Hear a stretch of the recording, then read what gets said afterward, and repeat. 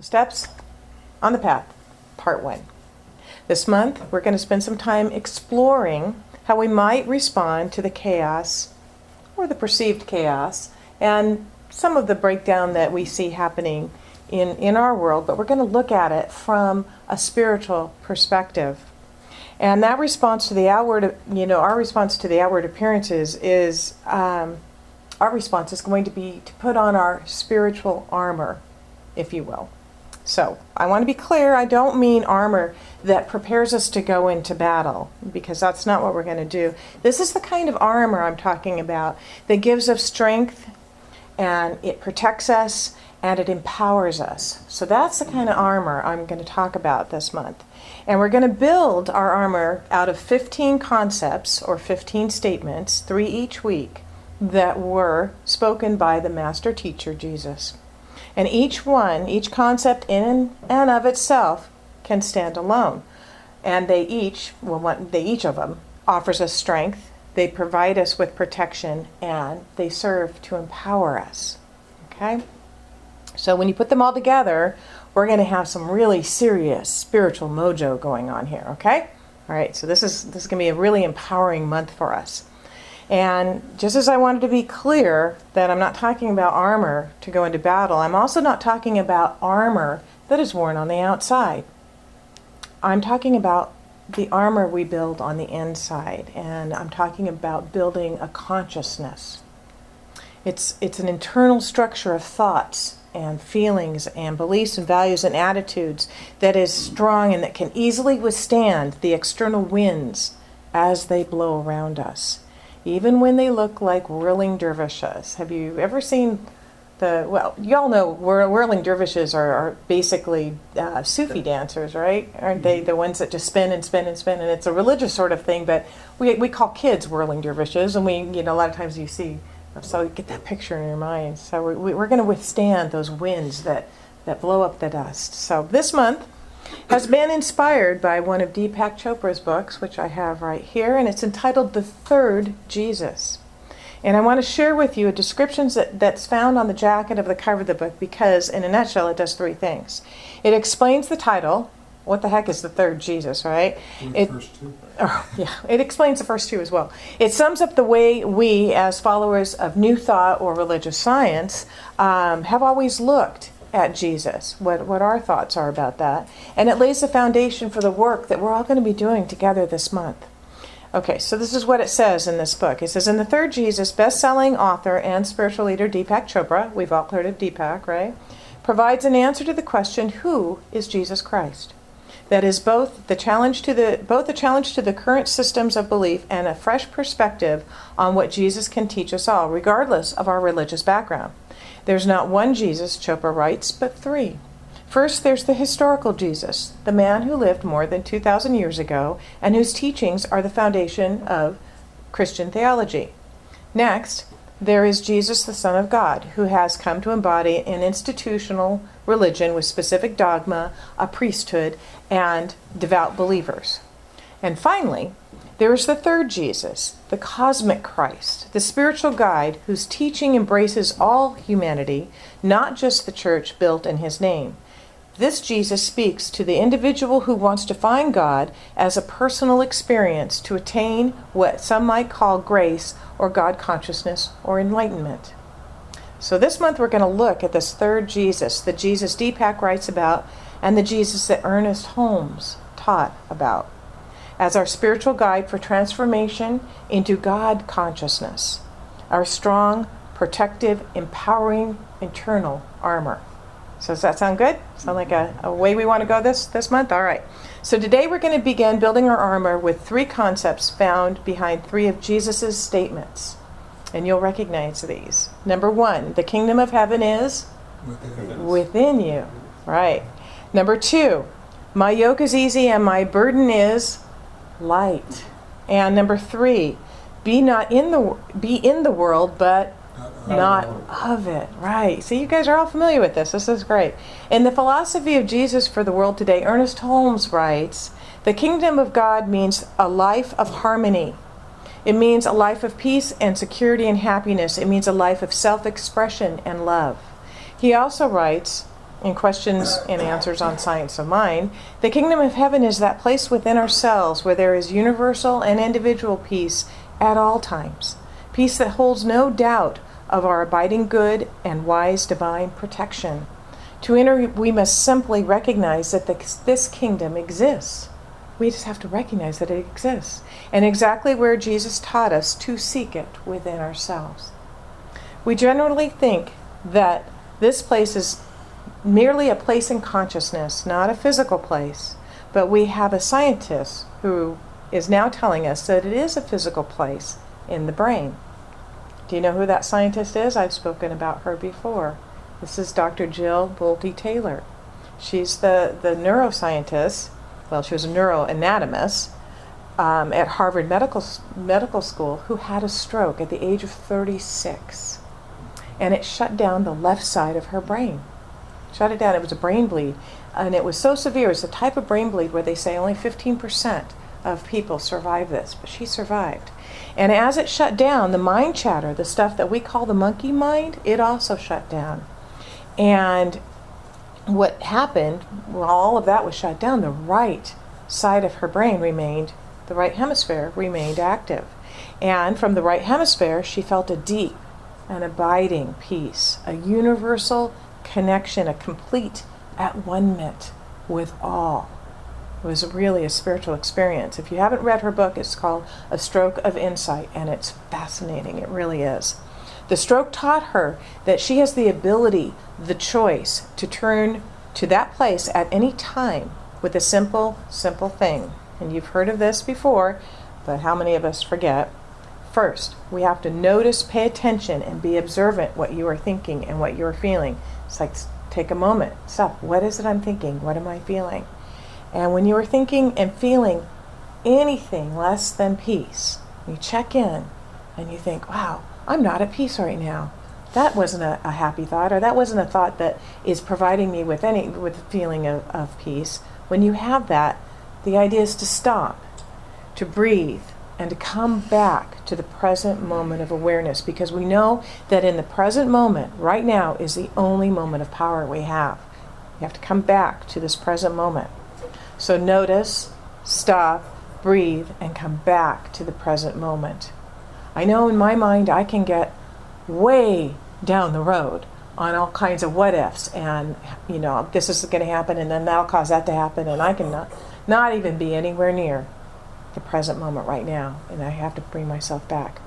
And I have a tool that was actually shared by our happiness whisperer, Becky Wilbur, in our happiness journey class. So I'm going to share that with all of you. It's called 16 Seconds to Bliss. So you guys want to learn this? This is a really great tool, all right? All right, let me explain it first, and then we're going to do it. It's, you breathe in for 4 seconds, you hold it for 4 seconds, you breathe out for 4 seconds, you wait for 4 seconds, and repeat. So let's do that. Let's breathe in for 4, 2, 3, 4, hold, 1, 2, 3, 4, release, 1, 2, 3, 4, hold, 1, 2, 3, 4. Again, 1, 2, 3, 4. 1, 2, 3, 4. 1, 2, 3, 4. 2. All right. Isn't that awesome? 16 seconds to bliss. That brings us back to the present moment, because when you're counting and breathing, you're not thinking about anything else, right? You've just brought your focus right where it needs to be.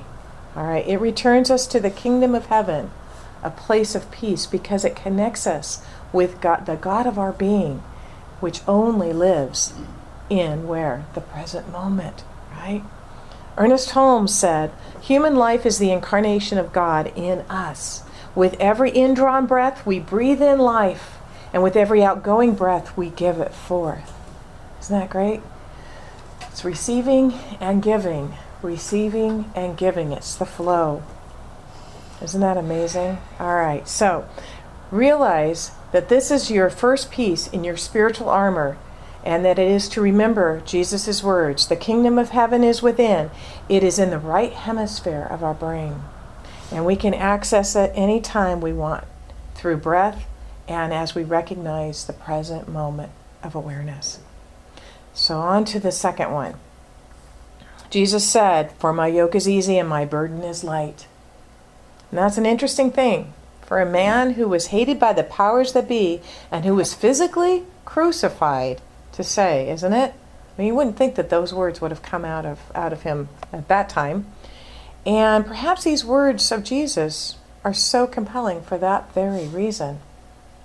Chopra suggests that with this statement, Jesus is speaking from an exalted level of consciousness. In fact, using the voice of pure spirit, saying, "Be at one with me. If you do, your struggles will end." In the East, this is the promise of yoga.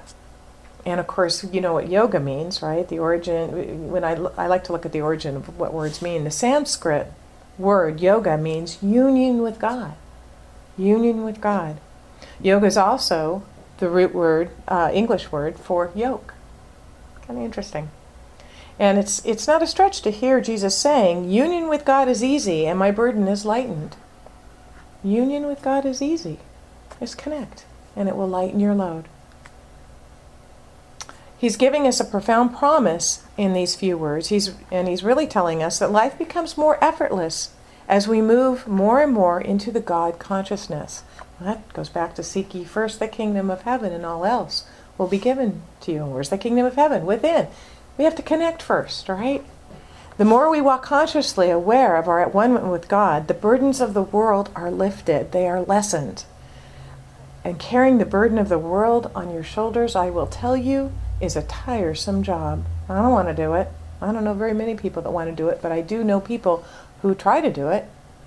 They do. They look out there and they think that they're responsible either to fix it or to at least worry about it. And that's not going to do anything.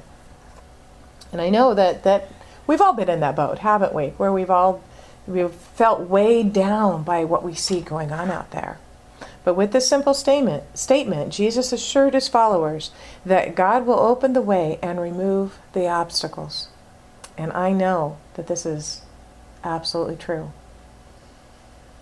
I found that this statement is a really powerful one. I'm thinking about having it put on a little card too, because God makes a way where there appears to be no way. How many of us have been in a place where we just didn't know how we're going to figure this out? It just seemed like everything we tried wasn't getting us anywhere. And this is a really good mantra to use at that time. God makes a way where there appears to be no way. So when you encounter troubling situations, sit back and remember your union with God and allow God to take over, even in just a small degree. Remember, baby steps, just a little bit. Wait and see what the universe has in mind. You're going to be surprised at how powerful this can be once you dedicate yourself to doing this. And it allows us to, moving on to number 3, to be in the world but not of it. Jesus here is asking for detachment, which isn't the same as indifference or passivity. This is an important distinction. Chopra writes, through detachment, you shift your allegiance away from the physical toward the spiritual. Since you're spirit first and an individual person second, the world is actually in you. You are more real than the material world and closer to the creative source. We have the absolute perfect opportunity to secure this building block in our armor over the next few days.